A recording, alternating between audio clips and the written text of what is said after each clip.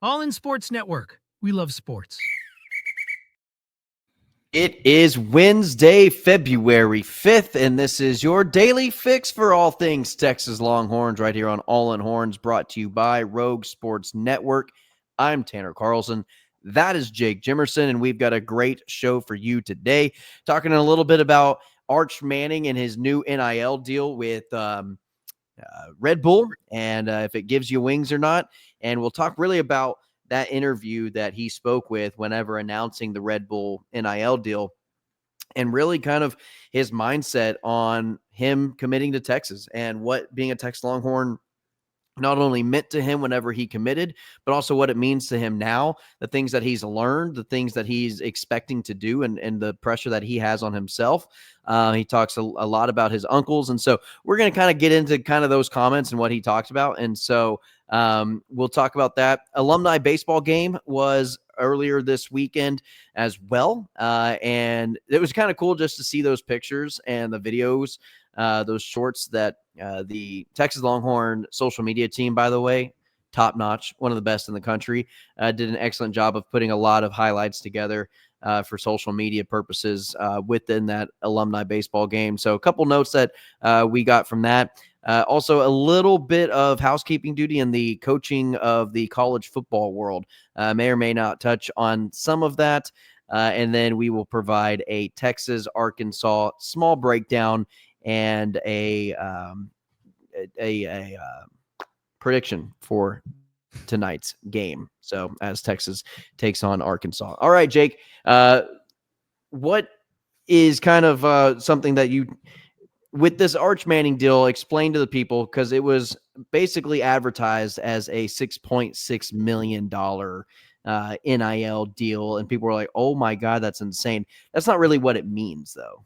No, I don't think we know the actual numbers from Red Bull to Arch. The 6.6 is his NIL valuation, which I think On3 is the kind of standard for that right now, which is the number one valuation of any player in athletics right now, in college athletics. But that is a valuation number done by an algorithm that takes in different factors and things like that to come up with this. I'm sure there's some real numbers behind it that are helping it, but that is a complete NIL valuation of a player, not a one deal valuation. And the way it was reported was kind of in a confusing way, where it was like, he signed a deal with Red Bull, this is his NIL valuation. Yeah. And it made it sound like that was his NIL deal. We don't know what that is. Pretty much none of that stuff is public knowledge for the most part, unless it gets leaked. And that is, I guarantee you, it's not a $6.6 million deal with Red Bull, A. And then B, that is a valuation number. He's probably not making that at Texas. I would be surprised if he is, because just for comparison, he was valued at close to $3 million last year. He was not making that at Texas. He was not taking NIL deals. Yeah. Until he was the starter. I know he's done some small NIL stuff. Most of that stuff was for donations to charity. It was not for him to take in personally. So the valuation is really just, at the end of the day, a made up number. Honestly, there is truth to projection. It is a projection to show you what players are valued at based off the current market in NIL, based off the knowledge we have available. It's not an actual number of this is what that player is making. And let's talk about some of that, Jake. You already touched on a little bit of it in terms of Arch Manning not really wanting to take NIL deals, although he could have while not being the starter. He says in an interview with Red Bull, whenever he was doing kind of this promo day of releasing his announcement of the deal, sat down and spoke with one of the journalists and discussed why he didn't take those deals, or that he didn't take those deals, and that he doesn't think at this point he's earned really any of the recognition that he's getting. He understands what his last name is, so he's handling it very well. But he said, look, I haven't earned anything, so I'm not going to take anything that I haven't earned. And I don't know, man, that goes a lot to me in terms of what his character, how he was raised, how he was brought up, knowing that this is going to be his future. They've prepared this kid to the best ability. And you saw, I think it was Jackson Manning, something along those lines, at the Pro Bowl, Peyton Manning's kid. Oh, yeah. He's 12 years old. Marshall, I think. Okay, yeah. And he's already, dude, he is like future Longhorn. A future Longhorn. Let's hope. But I just think the way Arch Manning has gone about his time with Texas, it's truly remarkable. And he goes, I kind of wanted to be the one that brought Texas back. I think Texas is back. I think he knows Texas is back. So it was kind of Quinn Ewers that brought it back. But I do like that he's taking on the challenge of bringing a program like Texas, who was pretty down low, to new heights. Yeah, and to me, his goal, the way he say it, is he still wants to bring Texas back to, which to me means to the mountaintop. Yeah, national. Winning a national championship, and his words and the things that he said, the maturity you see from him, the understanding of what the college game is, the preparation for the NFL, knowing that he wants to have a long career in football. It just furthers my belief that he is not a one and done player, as well, is one takeaway that I have from this. Well, Jake, what's the stat? Something about 25 starts. Okay, 25 starts. I'm glad you read my mind. 24, 25 starts. Yeah. I knew exactly what you're talking about. But he's brought it up himself before, and I think that's kind of why you knew what I was talking about, is because he's brought it up on his own accord of saying, this is kind of the trajectory that we're preparing for, because that's what it takes to be a successful quarterback, or a more successful career, is having the experience in college. And it's not about just getting to the NFL as soon as possible, getting a payday as soon as possible, and getting the fame and glory as soon as possible. They know it's a long game, and they want him to be most prepared. He wants to be most prepared as he goes into the NFL. And we've already seen Mannings stay in college, when they've had opportunities to go pro. I would be very shocked. I mean, I've already said that I don't think it'd be a done deal him leaving if he won a Heisman and a national title this year. Mm-hmm. I think that's the only way it's possible he would leave. But even if that did hypothetically happen, I still think there'd be a decent chance he would stay. And so, I see him being the starting quarterback as the Longhorn for a minimum of 2 seasons. All reports from insiders and people that are actually connected with the Manning family, not some talking head on ESPN, not some random freaking social media account that you shouldn't trust, that would post something ridiculous like trading Luka Doncic for Anthony Davis and a 1 first-round pick in 4 years, that would say ridiculous things like that. I have allegianced myself to the Spurs, Jake, but that doesn't mean the wounds still have healed 100%. Okay, I'm sorry. It's unnecessary. It's for the people. I feel bad doing it. I'm not doing it for myself. I'm doing it for the people. Absolutely. Yeah, no, you have no skin in that game whatsoever. No, I don't like making you feel miserable. No. Even though I'm now a fellow Spurs fan, but no, now it's, you got to just twist that knife just a little bit. Anyway, Jake, but yes, I am thoroughly, so far, I couldn't be more impressed with Arch Manning, his maturity, and just the way he goes about carrying himself. He's got a little bit of just relaxed, like Southern charm to him. He's also just kind of chill and laid back. He's funny. He's willing to kind of, I feel like he would get along with guys like a Caleb Presley or someone who does like Barstool stuff or something along those lines. Like, I feel like he could just kind of fit right in and go along with it. But he also has the accountability and the knowledge and the, that kind of automatic leader. You see a lot of the humor that you see in Peyton and Eli, but also when they needed to turn it on and be leaders, they were. Yeah. Him not taking interviews like this until he, took over things. You know how difficult that would be?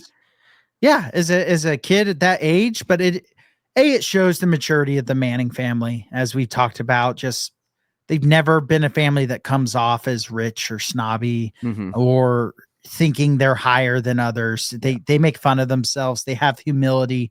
And the fact that now this, it's gone down from generation to generation. Normally families that accumulated a lot of wealth, as you start going more and more generations down, the level of likability just drops dramatically. It's only gone up.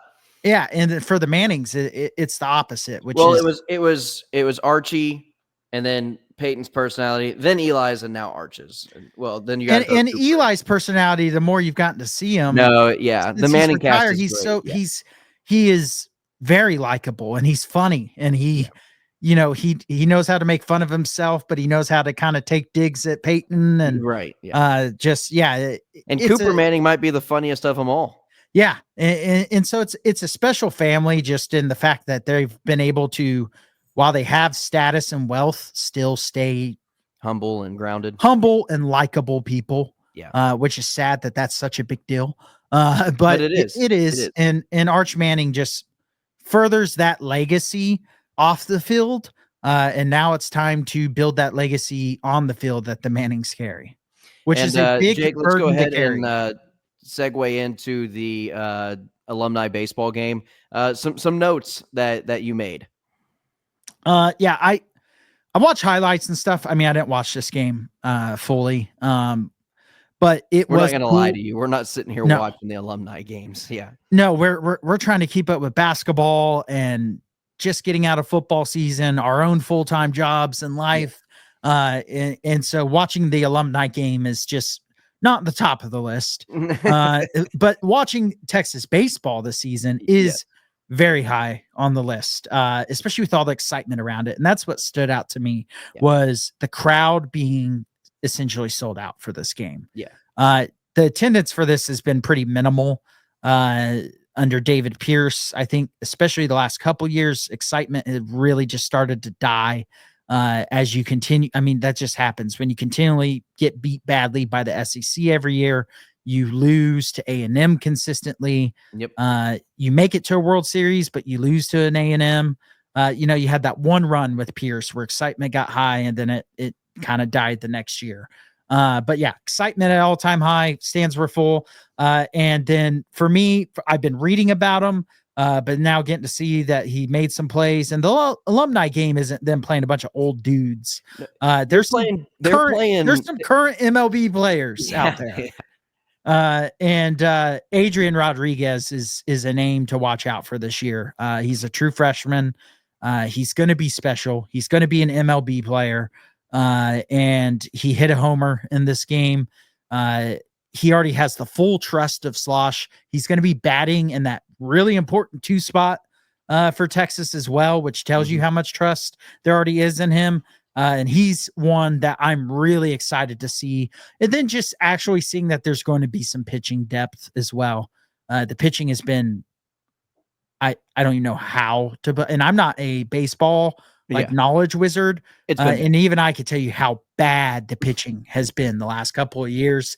It's still not going to be like top of the nation this year, but it's going to be much more competent and much more competitive, even in the SEC. And so I'm excited now to get the season started and start seeing what this team looks like on the field against college competition. Plays Texas Tech very early on in the season, one of their opening series. Not one, not two, I think maybe third series of the season is against Texas Tech. So that ought to be a fun one, and something very early on Texas fans can get excited for, to kind of, for those opening games of the season. So Jake, anything else? Sorry.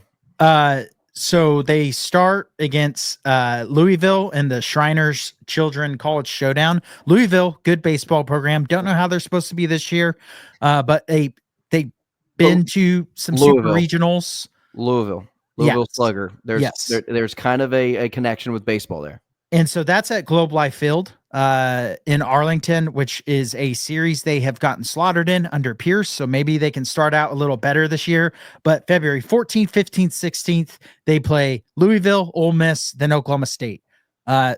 3 pretty good to really good baseball programs. Ole Miss just won a NCAA title a couple of years ago. They're really good. Early view at an SEC opponent does not count as a conference game, obviously. And so we'll get a pretty good feel of what this team's going to look like early in the season, and then get to, start seeing how they grow from there. The schedule will get a little bit easier before they then play Tech. It's after quite a few games, but in March, and that's in Las Vegas at the Las Vegas Classic. Yeah. And so Yeah. we'll get a pretty good taste for how this team looks early in those first 3 games and just kind of start to get a feel for what is this team going to be this year. Absolutely. And I do think baseball's fun in that way, is that their non-conference schedule is typically pretty advanced, because you don't learn anything about your team in baseball whenever you're beating up on a Texas A&M, Central Texas Christian school, whatever it is. You're going to match up and know way more about your team in the game of baseball if you're taking on an LSU, if you're taking on an Ole Miss, if you're taking on, some of these larger names. In Texas has, for really consistently for the last, I don't know, better part of a decade, consistently been scheduling top of the line programs non-conference before their tune-ups and going into conference. Yeah, and even a lot of the times those smaller programs they schedule are still really good baseball programs. Right. Like Texas State is a legit baseball program. You have like in baseball, you have like Cal Poly, who I think is always ranked in the top 25. And you have some random smaller teams that are ranked, and Texas will schedule those teams as well. And that is one nice thing about baseball is you don't have that many just series where you're like, well, they're going to win all 3 of these by 20 points. Sure. Yeah. And that is nice. And we'll get it. Like I said, that's a tough first 3 games in a series that they've played at every year, basically, and gotten destroyed at in recent memory. And so it'll be interesting to see if Slosh can start to already turn around narratives that have been there now under David Pierce and start to shift those in the right way. Going like 2-1 in those games would feel fantastic. Yes, it would. And Jake, let's go ahead and start wrapping this up here shortly. I know we don't want an extremely long night. We had a late recording for yesterday's episode. So, Jake, we can talk real briefly on Ohio State and their losses and their coaching staff. Just real briefly touch on it. Lost their offensive coordinator in Chip Kelly. He's with the Raiders. Lost the defense coordinator to Penn State. And so now after what we've seen with Texas doing in retention, Ohio State seems to go the opposite direction. And I think he might be having to hire 30 some odd, staff members to his full team. I don't know if it's that much, but it feels like it is that much. Yeah. To me, it's just a story of how good Texas is doing. Right. The story here isn't losing Chip Kelly, because I think he's going to be either the highest or the second highest paid coordinator in the NFL. Yeah.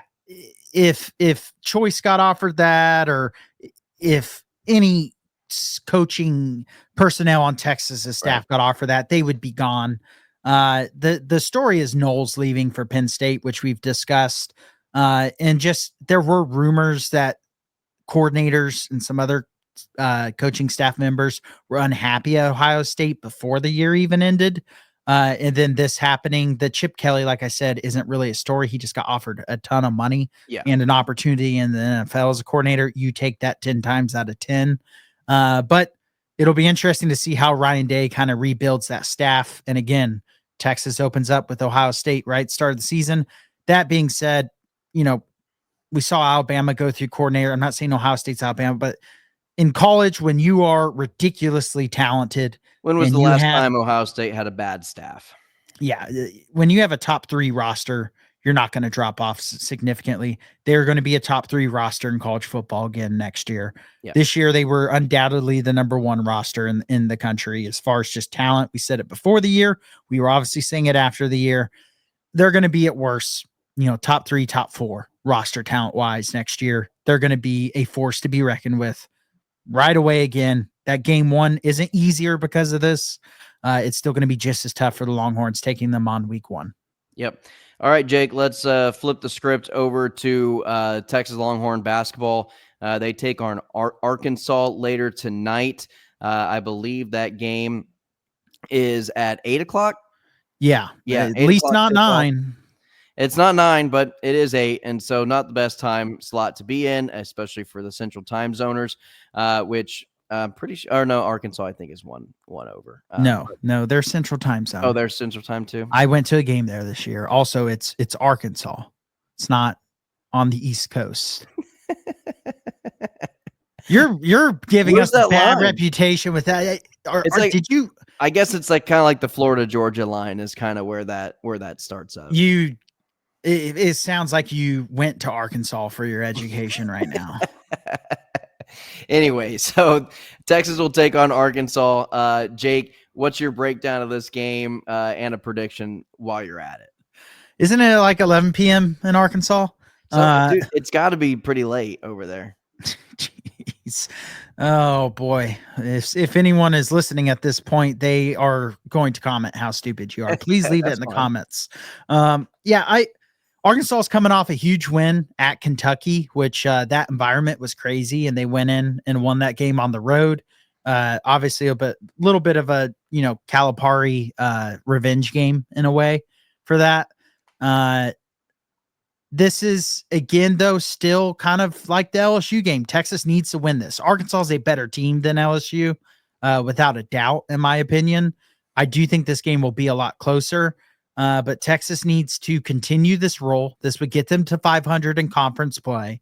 And then you try to steal one between Alabama and Kentucky, and then you're in a great spot to end the season. So it feels like the season being a turnaround in maybe not a full success, but feeling like Rodney Terry figured things out somewhat and was able to, when his back was against the wall as a coach, figure it out, which is impressive to do. It feels like that's just right there for the taking. Yeah, and winning this game really would solidify that. It's not fun to do it every year, though, with Rodney Terry. No. It's just not something that I'm like, well, he's done it sometimes. Oh, he did it that one year. Let's go he can do it again. So let's give him another shot at it. I don't want to constantly be living in that limbo of, are you good enough to be a tournament team? Are you not good enough to be a tournament team? Are you going to get hot at the right time and make a randomly deep run? Like, yeah, those years are fun. They're good and all, but it's also like, it's not fun to have to go through we sucked at the beginning of the year. If only we could have had it for an entire season where this team possibly could become tournament time. But he's not going to get an extension off this. It's just whether or not he keeps his job. Right. And again, I'm not putting a prediction out there until the whole season's written out, because I've written guys off way too early whenever they've proven me wrong. I've given guys the benefit of the doubt when they deserve none of it. And so, it happens to be just, I think for Rodney Terry, just keep winning games, keep getting the team on an upward trajectory, because they're still not good. To me, they're still not a tournament team in terms of how they're playing right now. And in my opinion, I don't agree with that. I think NCAA tournament team. I still think that they could be I still think that there is room to grow in terms of the potential of where this team could possibly be playing their best basketball. I don't think they're playing their best basketball. I agree with that, but to say they're not playing at a tournament team level right now is crazy. There's 68 teams who make the tournament. There is Jake, they have not been playing like super great. I mean, they still go on a 6-0 or a scoreless 6-minute run during the LSU game. I mean, they still have their issues. Correct. But if you just look over their past 6 games, they're 4-2 with losses to number 5 Florida on the road and a really close loss to a top 25 team in Ole Miss on the road, with 3 quadrant 1 victories in those 4 wins. To say they're not playing as a tournament team, I'm not saying make a run in the tournament. Yeah, we're just talking a tournament team. Okay, it's not that hard to make the NCAA tournament. Okay, that's a ridiculous statement. Okay, I got you. I get being down because we've seen them look really bad at times, and yes, they're still not playing perfect basketball or as good of basketball as either one of us think they're capable of, but they're playing at a tourney level right now. I do think this is a great spot if you happen to be a sports bettor to go in and put whatever money you want to put down on the Tremont Mark line. I think this is a Tremont Mark. I don't know about revenge game, but I think he's going to be eager to play against his former squad. And he's been starting to come along. Right. He had a really good game against LSU. He had 18 points. He was tied for the leading scorer with Trey Johnson. The scoring, I loved the scoring disparity. Yes. In that LSU game. Yeah. That I love that. That's what I mean. I You mean, had Trey Shedrick started out Johnson, with the Mark first at 5 points of the 18. game. Shedrick was 16 with a double-double. Kaluma with 10. Normally, you would switch Kaluma and Shedrick, but whoever's got the hot hand that game has the hot hand. Right. And that's what this team is capable of when they're spreading the ball around, when they're getting assist, and actually moving the ball, spacing the court, and just playing good offense. And I think if that continues, we're going to continue to see Mark, Johnson, Kaluma, Pope, maybe a Julian Larry. They look like they're all playing together for the first time, kind of as teammates. Yeah. Does that make sense? Yeah. Like, Which they are. They actually feel like they're a team unit playing together, though. It's Yeah. not a bunch of just one-on-one ISO ball, and it's not just have it run, I don't know, 10 seconds of clock just dribbling behind the line, the 3-point line, and then running an offense where you take 2 dribbles, a step back, and throw up a crazy 3. It's no longer that offense more times than not. And so I think this team is finally starting to trust a little bit more. They're relying on each other a little bit more, and they're okay with their teammates making the play and not feeling like it's all on them to make that play at that point in time. Yeah, they went from not looking like a tournament team at all to now looking like a tournament team, and it's going to be, can they work their way up the seeding? Because they're having to work their way from what right now would probably be a 10 seed, 9 seed at 10, best. 9. Yeah. Because right now I think they're sitting right around like 26th, 27th in the rankings. If you look at the like net ratings and stuff like that, they're top 25, which does matter because the committees take that into effect. But I would still say like at most they'd probably be like a 8 to 9 seed right now. The committee would consider if they were picking right now. It's can they work up, out of that 8 to 10 range, and then can they become a team that can actually win some tournament games? Because I still am not to that point with this team, but now to me, they're playing like a tournament team and they have the talent to win tournament games, but can they keep improving? And so far, since we've been talking about it in this kind of manner, they have continued to improve every game.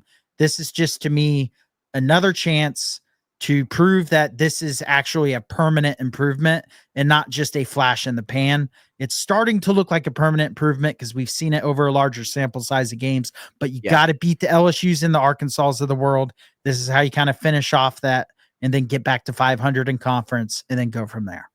All right, Jake, final predictions. It is time to give the final score. I'm going to go with a 75-62 victory for the Texas Longhorns. I think it's a pretty close game with about a minute and a half to go. I think Texas hits a big shot from Tremont Mark, and then fouls start to happen. Texas makes some stops defensively, and the intentional fouls make it look like a little bit larger of a win for Texas, but a close one basically to the wire to wire. Yeah, it's funny. You have them winning by 13, and you're the one who's sitting there going, they're not a tournament team. They're not a top 68 team in the country. Neither is Arkansas. And then saying they're not a tournament team is neither is LSU. Not one of the best 68. Okay, is A&M a tournament team? Is Missouri a tournament team? Is Oklahoma a tournament team? Yeah, probably right now, especially if they're non-conference wins. We'll see. We're talking 68 teams, not a 12-team field. This is not college football. There are other conferences that they put in. Correct. But Texas is a top 25 team by almost every advanced metric, which is what the college basketball committee cares about more than anything. Okay. You should probably educate I asked you for a prediction. So, yeah, I have 72-70 Texas. I do think it's going to be a close game. Arkansas, it's probably because I actually watched a good amount of that Kentucky game. And I was like, oh my God, how does this team only have one win in conference play? They look unreal. Yeah. Hopefully this is kind of a comeback down to earth and the score is more like you predicted. But I think Arkansas is probably going to play a really good game, just like they did just now against Kentucky, and keep it close. But I think Texas will find a way to win in the end. Yeah. And it's in Austin, so that will help in terms of the home court advantage. Better be a good environment. Better be like needs to be the second half of that A&M game. Needs to be. The whole game needs to be. All right, Jake, that's going to do it for today's episode. This is your daily fix for all things Texas Longhorns. Again, we drop these episodes Tuesday through Saturday, dropping at noon. And we appreciate a good like, a share, and a subscribe. This is your daily fix for all things Texas Longhorns right here on All in Horns, brought to you by Rogue Sports Network. I'm Taylor Carlson. That is Jake Jimerson. And as always, ladies and gentlemen, welcome. All in Sports Network. We love sports.